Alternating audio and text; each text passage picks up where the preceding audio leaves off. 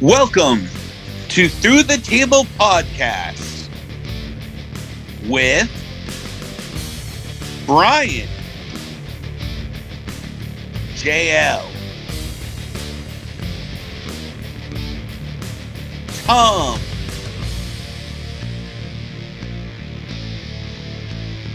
Rick, and Russ.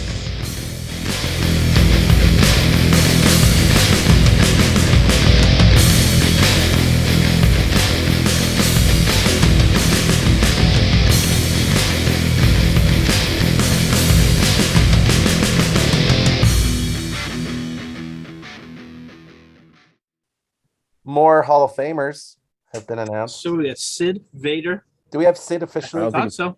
No, I don't think it's been official They yet. haven't It will officially be. announced it, but that everyone says it's happening. I haven't heard any other names besides those other two coming in with Taker. And they're going to do that after SmackDown at the same arena. Yeah, that's the plan. I want Sid to be in just so I can see his speech. That'll be a cluster. Couldn't do a promo. How is he going to do a whole speech? No Life, idea. pal. No idea. Hell of a softball player, though. And how many more you think they'll name? What, a couple more people? I'm surprised they actually put anyone else in other than Taker. Yeah. They don't have a female in yet, No, not Right. yet. or a celebrity. Or a tag team, really. Logan Paul. Future Hall of Famer. Order placed. Oh man, which one did you get? I'll send it in the chat. Yeah, I'm going to send this one that I think would have been perfect. We'll compare notes.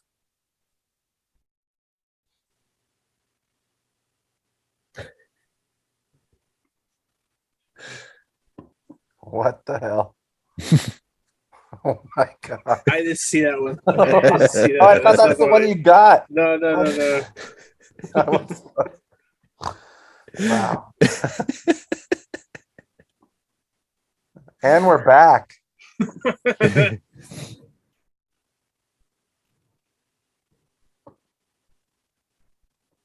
What else is happening in the world of professional wrestling? We really didn't go over Revolution, huh? No, not a whole lot. Just No. a couple of things from it. I thought It was a really Jade, good show. It wasn't like a home run though.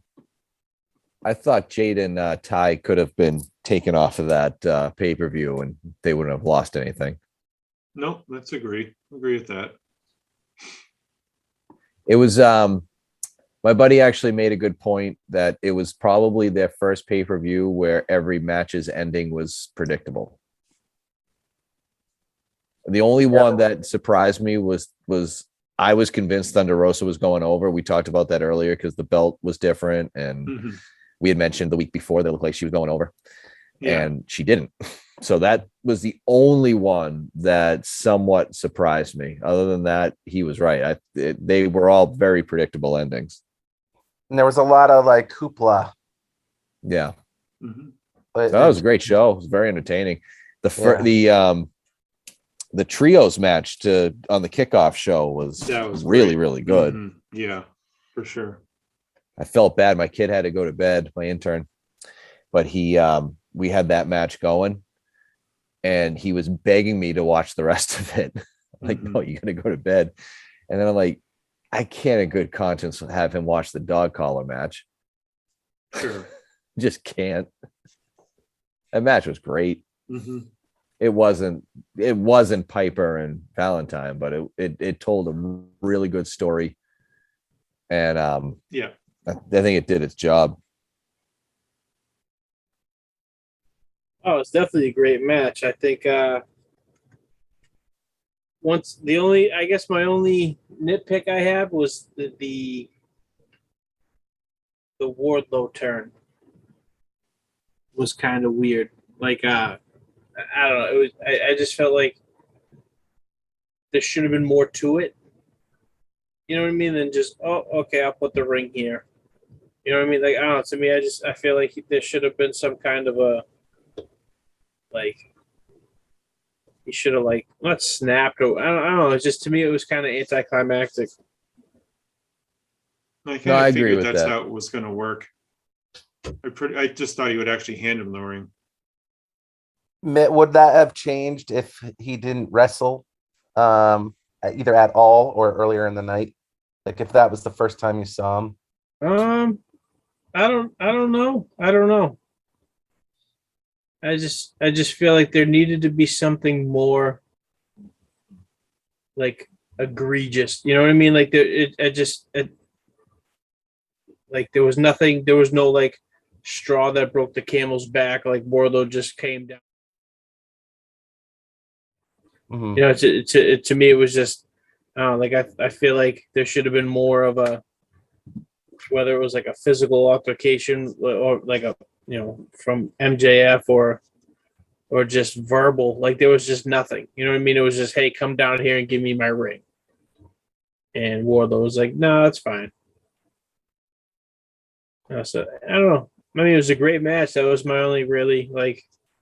Well, guess- I would say to that like that's how I felt about the whole show. It was like it was really, really, really good, but there was something missing.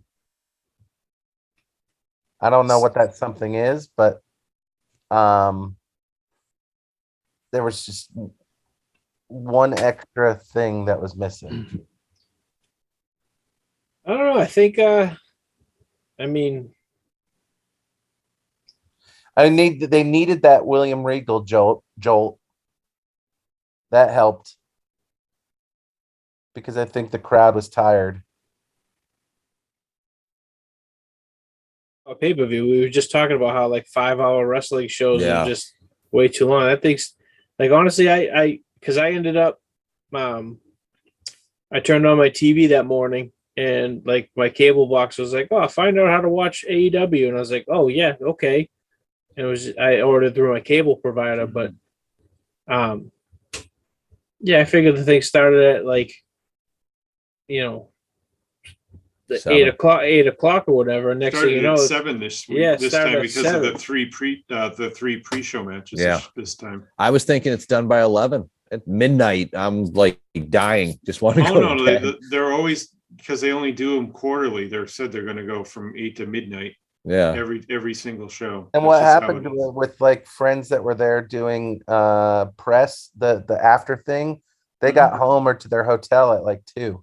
Yeah, that went on for 2 hours, right? Yep.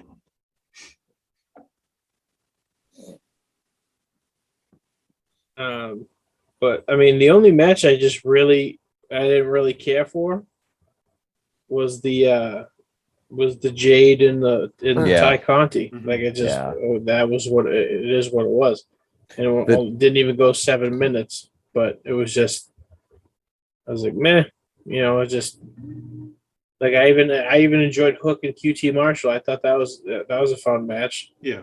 The trios tag match before the main event, not the pre-show one, the Sting Darby, that one. A 62-year-old man jumping off a balcony onto 2 tables. It's unbelievable. Yep. It's kind of wild though, considering what 3-4 years ago, dude was like retired, quote unquote retired. Yep. Yeah. Right. He's just like, meh, I'm just gonna jump off this balcony. William Regal might be dying and Sting's trying to kill himself. So apparently, back to Big E, he was able to give the fans a thumbs up as he was stretchered away. Yeah, so it's half the NFL players that have been paralyzed. They've done that. Going off on the stretcher with a thumbs up, and yet they can't walk ever again.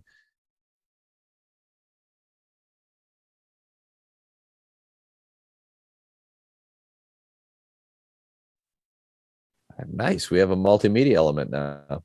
And we're back again. So yeah, I mean, Layla Hirsch and Statlander was pretty good. I dug it. You know, they've worked before. yeah, they'll. I thought that match came up short.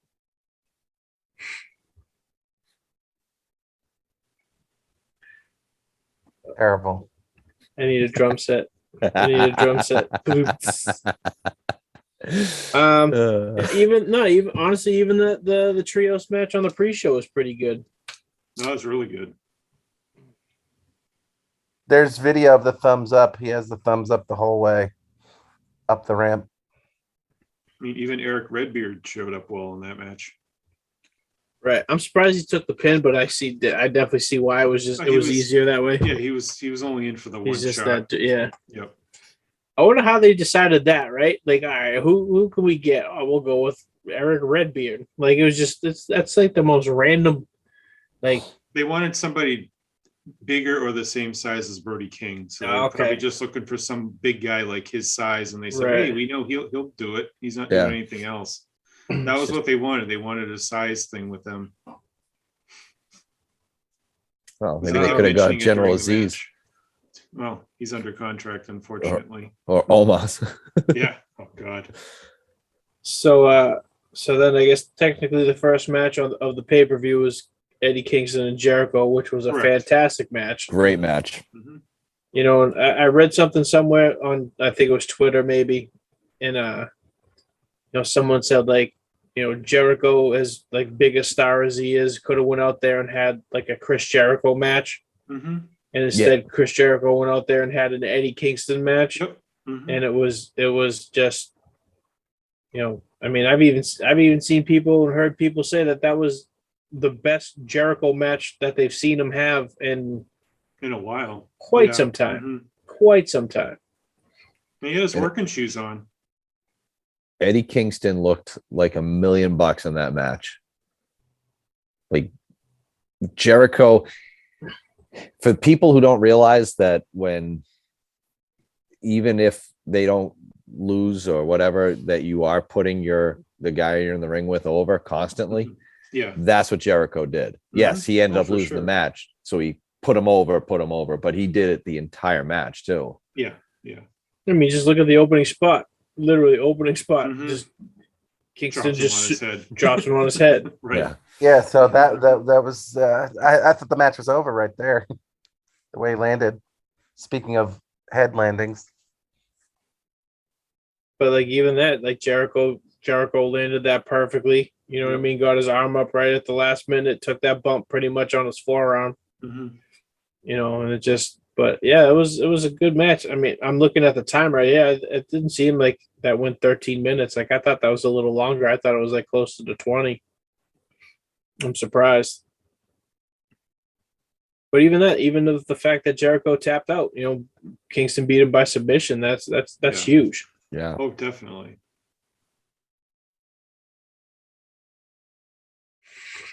It's jazz. Jericho appreciation party. I hope someone calls him a jazz hole at some point. Oh, I'm sure. You know that's coming. That's coming. Oh yeah, for sure. Yeah, and you know, and like you said, it sets up Jericho's group, and you know, you can only assume that Homicide and maybe Hernandez. It's not going to be Hernandez. No, why did they? Him and Kingston don't get along. Oh, really? They don't. Okay, mm-hmm. So maybe Homicide, it's like probably, but it's going to be somebody else. I don't know who yet. Does Kingston get along with? Nobody. No, he does. Him and Hernandez they don't like each other. There's bad blood for some reason. He won't get into why. So maybe it's like low key or something. So like, you know, I'm just trying to think of like the guys Kingston run with. I mean, it would make like I just assumed like it would be Hernandez with like the whole, you know, it's I could basically see Loki come in for a few shows. That would be smart. I could see him do it. I know Homicide doesn't love to work too much, but he'd come in for a little run because he did do the show Grand at Arthur Slam. Ashe there. Yeah. Yeah. I just don't know who it would be. I was trying to think. I was thinking, but I know they didn't get along as Claudio would be good for that spot. Right. even though they didn't get along, and he's been calling him out on Twitter. It could all be set up that way. Right. It's like a side note. I was watching a shoot interview of it with Eddie Kingston on YouTube. It was like Ethan Page was doing like a high spots. Oh, okay. Like Egos Amigos or something like that. It was called. Mm-hmm. Yeah, I've heard about that one. And it was the Eddie Kingston one, and Ego told a story about how like I guess Eddie Kingston and Chris Hero like legit hate each other. Mm-hmm. Yeah.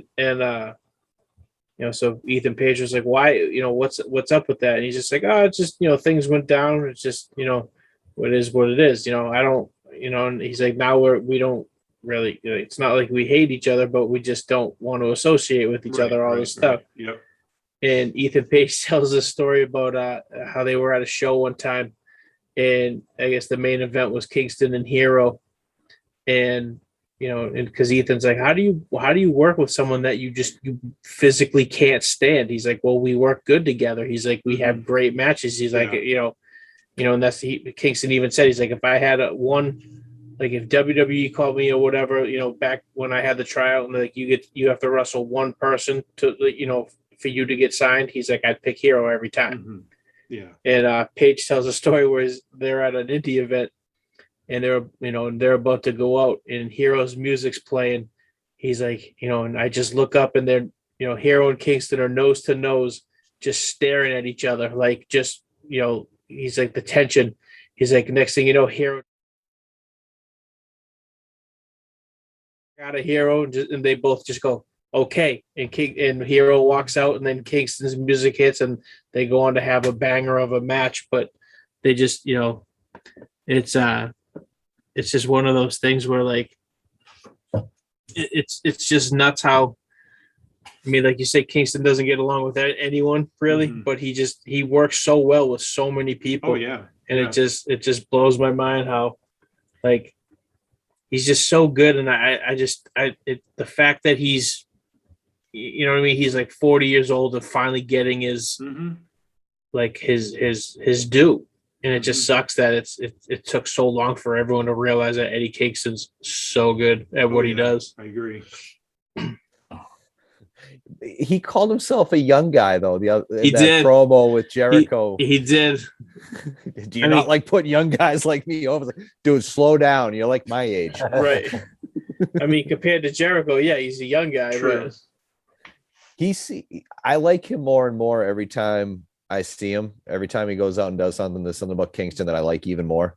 He never does anything bad. No, and he just strikes me like you said that there's certain people he just doesn't get along with too. He strikes me as the type of guy that, and I know many of these guys. When I'm playing ball, I know many of these guys. If they're playing for another team, you hate them. They hate you. The second, though, that they're in your dugout, they're on your bench, you guys are best friends. And that's what strikes me about him. He seems that way, that if you're on his team, if you're, going to bat with him, he's going to love you. Yeah. The second you're not on his team anymore, I get that mentality. he had a spot during one of his during the match with Jericho where I don't know if he was doing the 10 punches in the corner. And at one point, he just looks at Jericho and just goes, "I'm going to hurt you." And just starts biting him. But like, it was just, like, you could tell it just struck him at that very moment. You know what? Just bite him right now. And he just was like, all right. But like, and I think that's awesome that I feel like that, you know, I'm sure there was stuff, they went over some stuff, but oh yeah, I bet you most of that match was just, all right, well, let's just go out there and you know, see what we can do. Mm-hmm. Yep. But like, yeah, I hope this leads to like something big for Kingston. I feel like it's going to. I mean, you know, I don't know how high up he can get if there's a glass ceiling, but I do. I feel like is he the Mikey Whipwreck world title winner someday? I don't know. I would love that. I would love a Kingston AEW title run. even if it's like a few months. I could see it happen. Right. Even if he's just like a placeholder champion, like what Mr. Scorpion is, just to have it for like a week, something. Right. Like I feel like he deserves at least, some kind of a title run. No, he's going to get one. Tony Khan loves him. Yeah. Totally loves him, and Eddie doesn't understand why. Hey, speaking of Tony Khan and so forth, Brian, did you saw the post post presser, right? Yep. Mm-hmm. Hangman Page seemed a little off to you. He seemed depressed. Very. I don't know why, but he was depressed. Very depressed and very distracted. Was he selling from the? Was it like storyline wise? It didn't seem like it. Probably is supposed to be, but it didn't seem that way. I don't know if he had something personal going on, but every now and again he would look at his phone. Mm-hmm. He would look down. He had his phone with him, and he would get extremely distracted. Mm-hmm. Kind of stutter a little bit, and then just like something wasn't right there. And then at the end, they asked if they would ever go back to Orlando, and he said something, and I was kind of caught off guard by it when he was like, I mean, I don't know if I'll be here, but I was like, wait, what? Why wouldn't you be? So I thought that was kind of strange. So I don't know. His contract's not up anytime soon. So I don't know what, I don't know. Yeah, it was weird. A lot of his answers were kind of weird. Very vague, very, like I said, like, I don't know. He didn't seem right. Yeah. I don't know what they're doing with him in the Dark Order. It's obvious he's not part of that group anymore, but no. He's a world champion and none of them are world champion material. So what's the point? Well, supposedly he's tagging with the Bucks and not Jurassic Express on Wednesday. They just haven't done that part yet. Oh, that's kind of cool. He said Jurassic Express, but they're not going to be involved in the match, and the Bucks are going to take their place, as you could tell from Wednesday. So the Bucks will be the babies of that feud. Exactly. Yep. Which makes a lot more sense. Although Kyle O'Reilly was hilarious in that segment. Yeah. He finally had he was back. Yeah. I guess Omega's.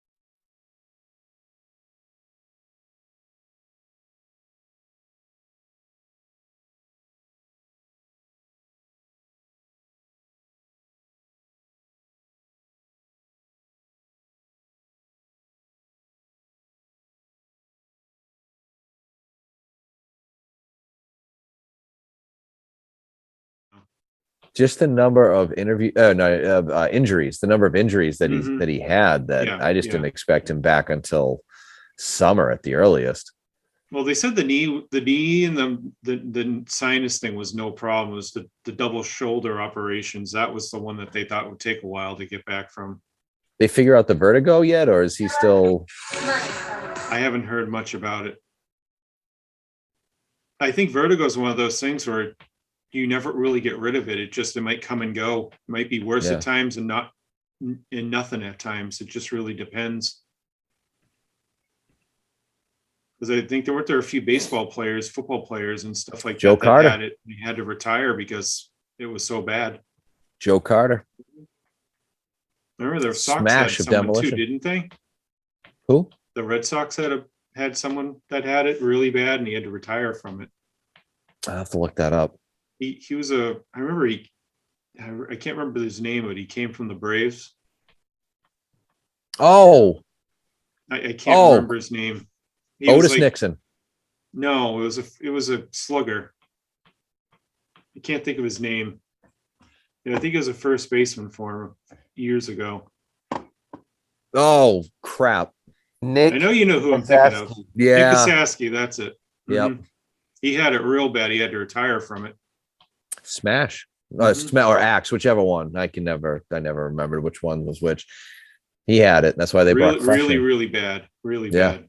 Like he couldn't even play. It was so bad. Some people can play through it a little bit. So, I mean, it just depends with Omega. I mean, he said he learned how to deal with it if it happened in a match. You wouldn't even be able to tell. And you couldn't. No, that's the thing about it. He was wrestling matches that guys with that are completely healthy couldn't do. Yeah, he said the Hangman match where he dropped the belt. He said he had it real bad that day. He could still put a 5-star match out there. Yep. Jesus. He may be hands down the best worker in the business.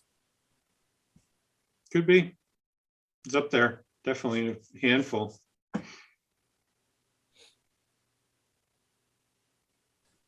So more breaking news. The Usos now have a title defense. Wait. At WrestleMania. Can I guess? You can. Nakamura and Boogs. Yep. Title defense at Mania. Yep. Against Nakamura and Rick Boogs. Wow, that's gonna sell 4 tickets. There's a couple of other matches too that are being going to be thrown out there soon. I know your favorite women's wrestlers involved in one of them. Yep, there's a women's tag match, Fatal 4-Way. I don't know who the people in there are. RK Bro versus the Street Profits versus Alpha.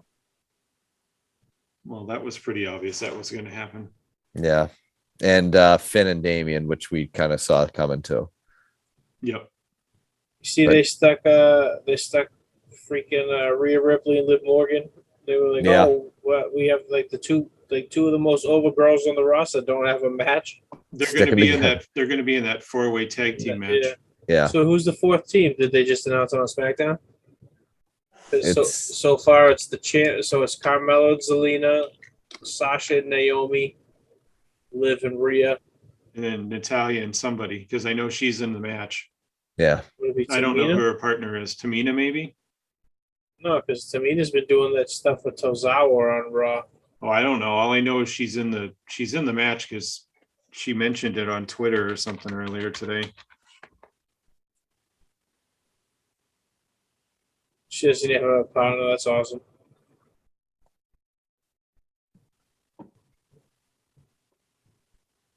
Thank God it's on Peacock and I'm not paying $100 for this thing. It's a lot of matches. Huh?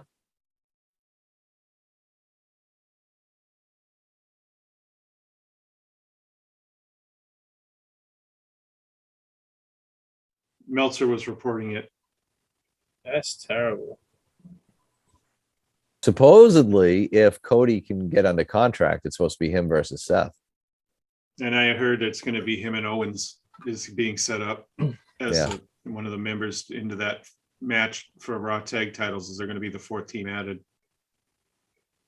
So Owens is doing, I guess, double duty with the tag match. I mean, I guess he first could night he's going to work night with Austin. The second night he's in the tag title match, apparently. He why won't do be all breaking that stuff on Raw? Like, you know what I mean? Like they had all that, the title switches on Raw, like all that stuff. Just be like, you know, if like, I don't know if anybody watched it, but they literally just every time it's like, oh, whoever loses this match, they're not going to be at WrestleMania. Like that's how they kept.